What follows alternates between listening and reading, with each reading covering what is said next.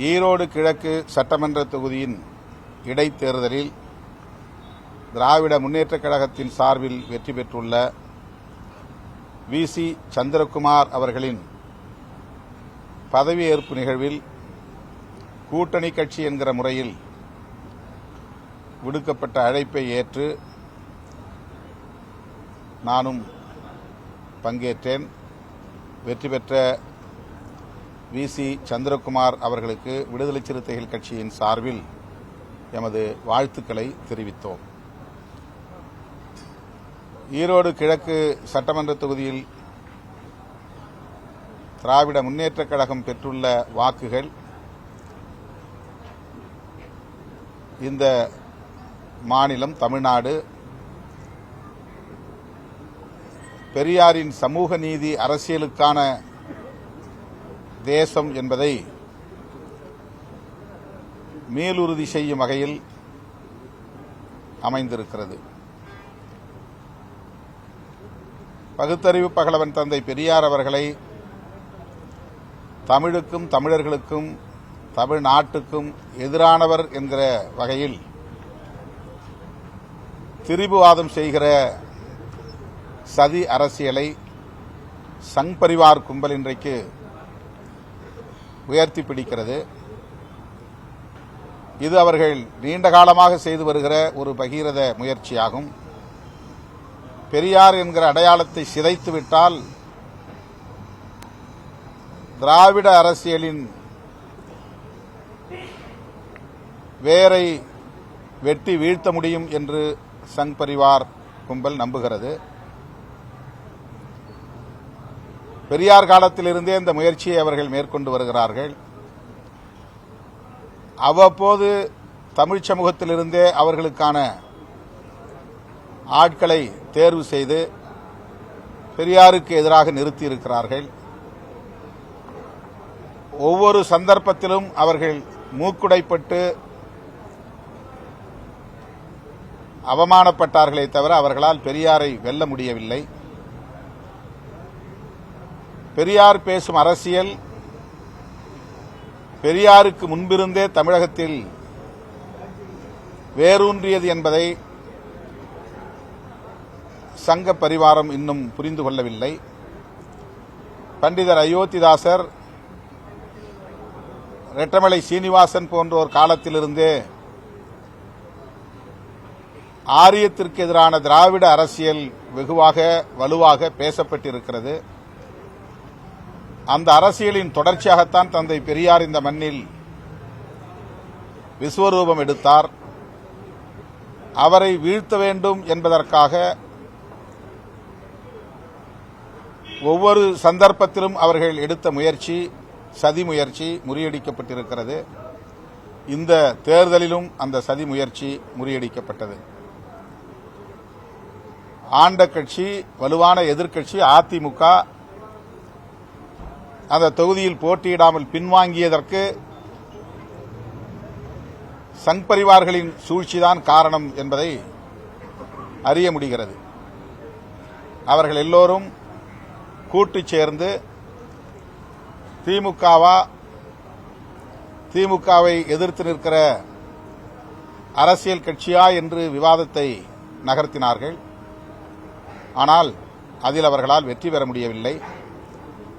அவர்கள் செய்த மறைமுக கூட்டணி அம்பலப்பட்டிருக்கிறது. அதில் அவர்கள் மூக்குடைப்பட்டிருக்கிறார்கள். ஈரோடு கிழக்கு சட்டமன்ற தொகுதியைச் சார்ந்த அதிமுக வாக்காளர்களும் கூட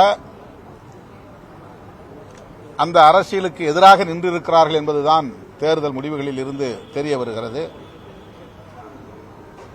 அதிமுகவுக்கும் பாஜகவுக்கும் ஈரோடு தொகுதி மக்கள் பாடம் புகட்டியிருக்கிறார்கள் என்பது இதில் உறுதியாகிறது. ஆகவே பெரியார் அரசியலை இந்த மண்ணில் எவராலும் அசைத்து பார்க்க முடியாது.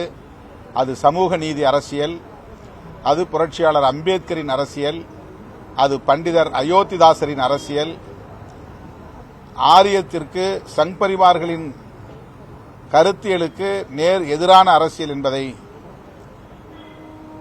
பாஜக சங் பரிவார் சக்திகள் புரிந்து கொள்ள வேண்டும் என்று இந்த நேரத்தில் நான் பதிவு செய்ய விரும்புகிறேன். அடுத்து மாண்புமிகு முதல்வர் அவர்களை சந்தித்து 4 முக்கியமான கோரிக்கைகள் அடங்கிய மனு ஒன்றை விடுதலை சிறுத்தைகள் கட்சியின் சார்பிலே வழங்கியிருக்கிறோம்.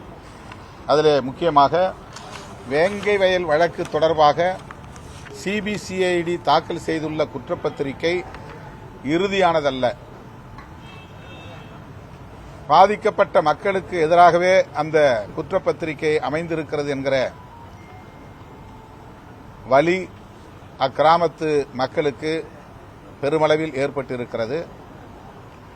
அந்த கிராமத்தை சார்ந்த பட்டியல் சமூக மக்களுக்கு மட்டுமல்ல, தமிழ்நாடு அளவில் பட்டியல் சமூகத்தை சார்ந்த அனைவருக்குமே இது பெரும் அதிர்ச்சியை அளித்திருக்கிறது. இந்த சூழலில்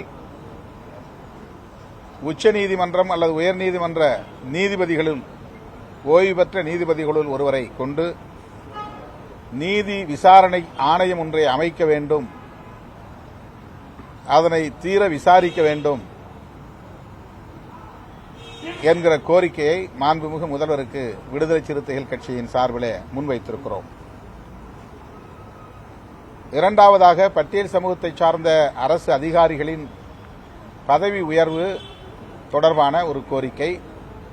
அரசமைப்பு சட்டம் 16(4)A பிரிவின்படி மாநில அரசு பட்டியல் சமூக அதிகாரிகளுக்கான பதவி உயர்வு தொடர்பான சட்டத்தை இயற்றிக்கொள்ள அதிகாரம் அளிக்கிறது.